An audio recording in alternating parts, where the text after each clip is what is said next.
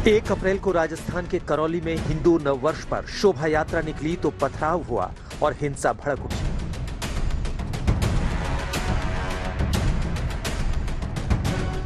दस अप्रैल को खरगोन में रामनवमी का जुलूस निकला तो पथराव हुआ और हिंसा भड़की। 16 अप्रैल को दिल्ली के जहांगीरपुरी में हनुमान जयंती पर शोभा यात्रा निकली तो दंगे हुए। त्योहारों पर लगातार हो रही हिंसा ने केंद्र से लेकर राज्य सरकारों तक की नींद उड़ा दी है। उत्तर प्रदेश में ईद के त्योहार और परशुराम जयंती को लेकर पुलिस और प्रशासन की ताबड़तोड़ बैठकें चल रही हैं। ये तस्वीरें लखनऊ के कोतवाली थाने की है। गृह विभाग के एडिशनल चीफ सेक्रेटरी ने पुलिस के आला अधिकारियों के साथ त्योहारों के इंतजामों को लेकर माथापच्ची की और सीएम योगी का साफ निर्देश सुनाया कि हर हाल में अमन चैन बनी रहे। बहुत सारे निर्देश यूपी पुलिस के लिए, गृह विभाग के लिए दिए गए हैं। एक बेसिक निर्देश मुख्यमंत्री जी का है कि पूरे प्रदेश में अमन और शांति रहे और कहीं भी जो भी पर्व हैं, त्योहार हैं, वो जो है सकुशल भव्यता से मनाए जाएं। त्योहारों को लेकर मुख्यमंत्री योगी आदित्यनाथ ने कई निर्देश जारी किए हैं। जैसे बिना इजाजत कोई शोभा यात्रा नहीं निकलेगी। शोभा यात्रा की इजाजत तभी मिलेगी जब आयोजक हलफनामा दाखिल करेंगे। आयोजकों को शांति बनाए रखने का हलफनामा देना होगा। इतना ही नहीं, सिर्फ पारंपरिक शोभा यात्रा को इजाजत मिलेगी। किसी भी नए कार्यक्रम को इजाजत नहीं मिलेगी। साथ ही कोई भी धार्मिक कार्यक्रम तय जगह पर ही होंगे। शोभा यात्रा के दौरान किसी भी हाल में ट्रैफिक में रुकावट नहीं होनी चाहिए।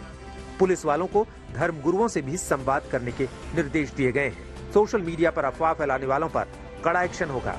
किसी भी तरह के भड़काऊ बयान पर सख्ती से कार्रवाई होगी। रमजान की भी एक बहुत बड़ा जुलूस है और उसके बाद से अलविदा की नमाज जो पूरे प्रदेश में होगी और उसके बाद से ईद का त्यौहार होगा। ईद के त्यौहार के दिन परशुराम जयंती भी मनाई जाएगी। इस संबंध में सबको निर्देश जारी हैं। कोई भी व्यक्ति किसी भी तरीके का प्रोवोकेटिव स्टेटमेंट न दे। लाउड स्पीकर को लेकर भी पिछले कुछ दिनों से लगातार विवाद चल रहा है। अब योगी सरकार ने त्योहारों के दौरान लाउड स्पीकर को लेकर भी निर्देश जारी किए हैं। कहा गया है कि लाउड स्पीकर का इस्तेमाल इस तरह से हो कि किसी भी हाल में दूसरों को परेशानी ना हो। लाउड स्पीकर को लेकर बहुत पहले से माननीय न्यायालयों के और शासन के इंस्ट्रक्शन से एक निर्धारित वॉल्यूम के ऊपर लाउडस्पीकर स्वतः लोगों को अपने ऊपर प्रतिबंध लगाकर सुनिश्चित करना चाहिए कि न रहे। जहां जरूरत होगा तो उनको सुझाव देकर सुधार किया जाएगा। त्योहारों के दौरान हो रही हिंसा को लेकर योगी सरकार अलर्ट पर है, लेकिन दंगों को लेकर सियासत ऐसी कि आग में घी साबित हो। हाथों में 1 नहीं, 2 नहीं, 3 नहीं, 2500-300 तलवारें हैं। हाथ में कट्टा है, पिस्टल है। और ये हम पूछना चाह रहे हैं लोगों से, क्या तलवार और ये तफंचा रखना क्या एसेंशियल रिलीजियस प्रैक्टिस में आता है? क्या ईआरपी है वो? हर जगह पर जहां पर प्रोसेशन जाता है, आप मस्जिद के ऊपर, दरगाह के ऊपर झंडा लगाते हैं। क्यों लगाते हैं भाई? आप बराबर अपना प्रोसेशन निकालिए, मगर प्रोसेशन में प्रोवोकेटिव नारे लगाना, देश में रहना है तो ये नारा लगाना पड़ेगा, मुल्ले काटे जाएंगे, मियां फुला फुला, ये कौन सा प्रोवोकेटिव नारे लगा रहे आप? अगर भारत में रामनवमी जुलूस, हनुमान जयंती ये नहीं मनेगा, नहीं जुलूस निकलेगा, क्या ये बांग्लादेश, अफगानिस्तान, पाकिस्तान या अन्य देशों में होगा? मैं देश के तमाम वैसे लोगों से पूछना चाहता हूं जो देश में धार्मिक उन्माद फैलाते हैं।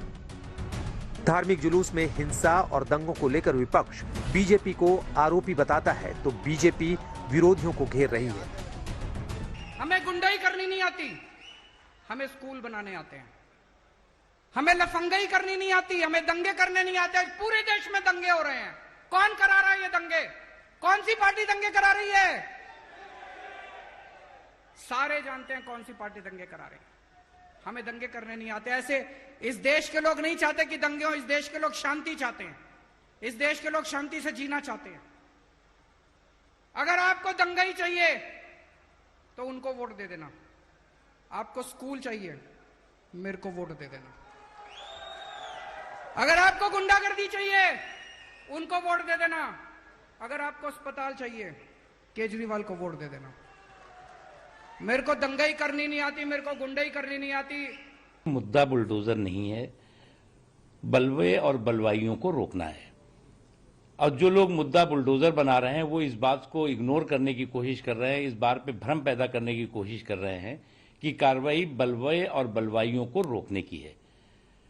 अब दिक्कत ये हो गई कि कुछ लोगों की आदत हो गई है कि सेकुलरिज्म का चोला और कम्युनलिज्म का झोला लेकर के कैसे भ्रम पैदा करो, कैसे भय का माहौल पैदा करो। धार्मिक शोभा यात्रा के दौरान और त्योहारों पर हिंसा आखिर क्यों?